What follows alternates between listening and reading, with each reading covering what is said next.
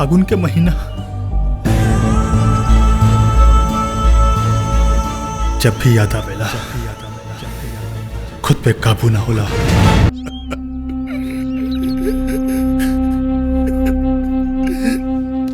हे रघु, हे रघु,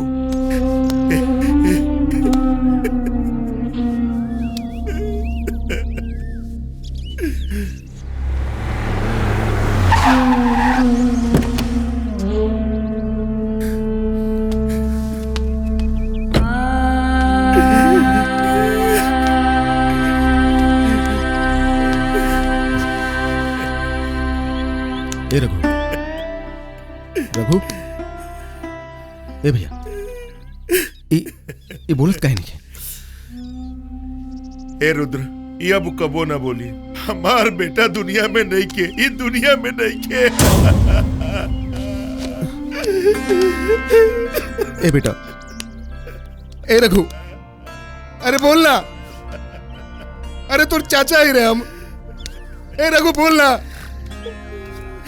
ए बोलना बेटा।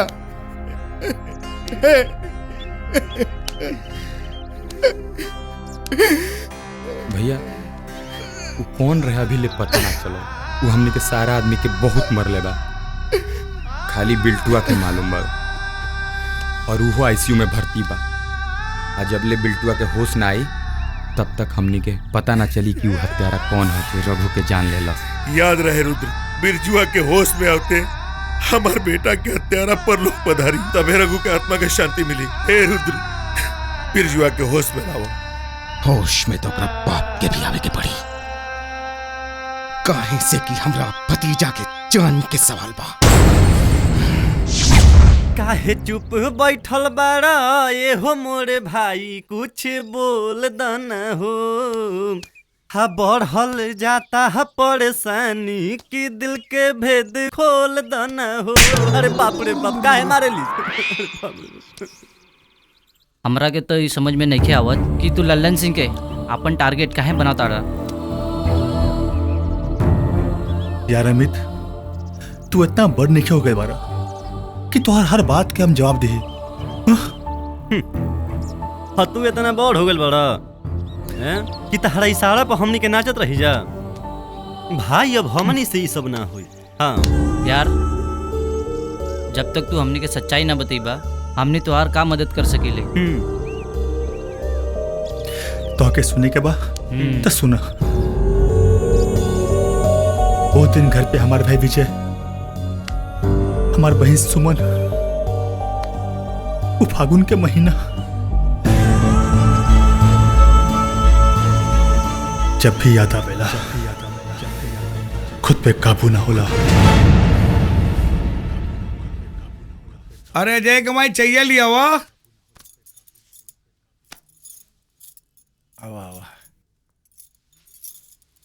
अरे बैठा, तू हो बैठा। बाबूजी प्रणाम। खुश रह। अम्मा प्रणाम। खुश रह बेटा, छठी मैया तो हर सारी इच्छा पूरी करे, खूब सफल करे तुमके।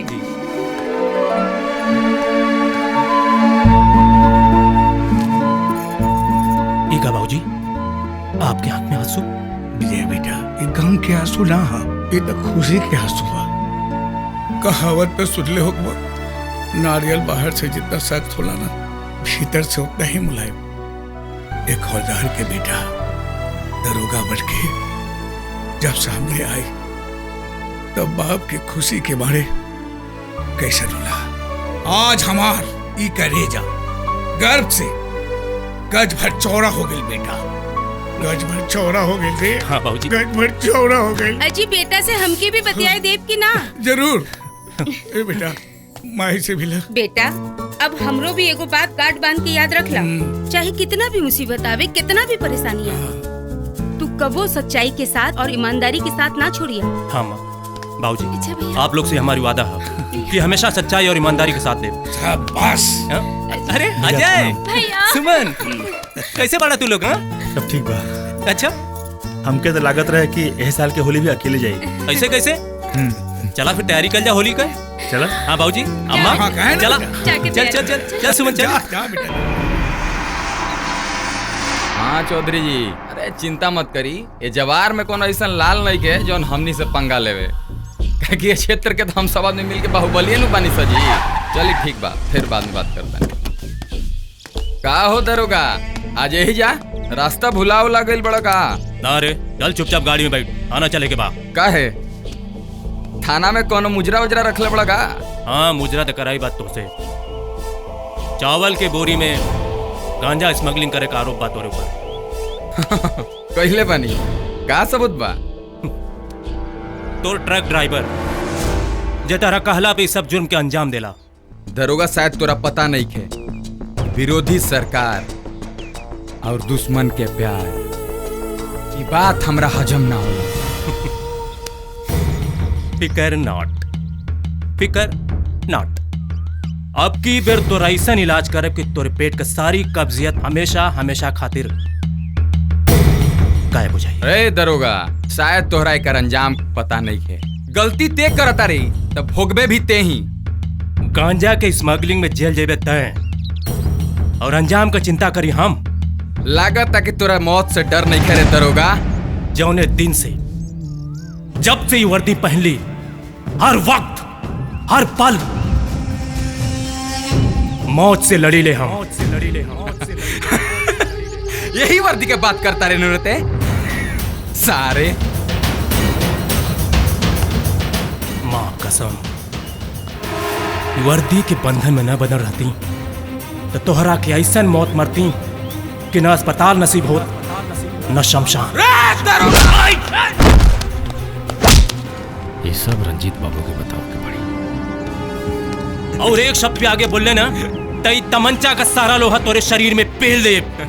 समझ गए? अरे दरोगा, अरे हम तो डरा गए रे। अरे आराम से रे। बिल्टन। अरे बिल्टन जी, चलिए भाई, किधर गरमा गए हैं दरोगा जी। अरे तो गलती इंसान जोसे में नु करेला। अरे चलिए भाई चलिए।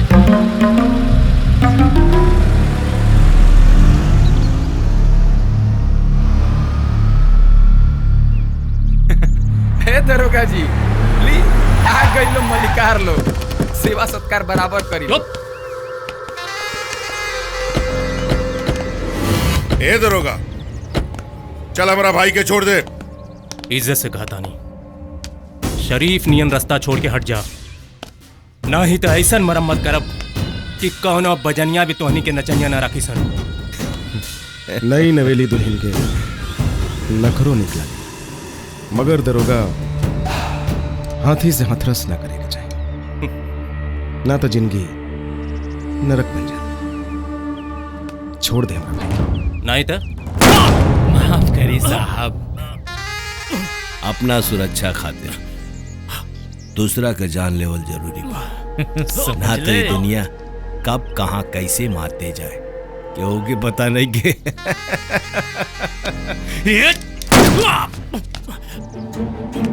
जब बर्दाश्त से ज्यादा हो जाए तो मजबूरी हो जाता, और मजबूरी से अच्छा होगा। मार दे सरवर। दरोगा, चला रंजीत भाई, आज से तार भाई हमेशा के लिए बरी हो गई। Click on the bell icon to get regular updates from Venus.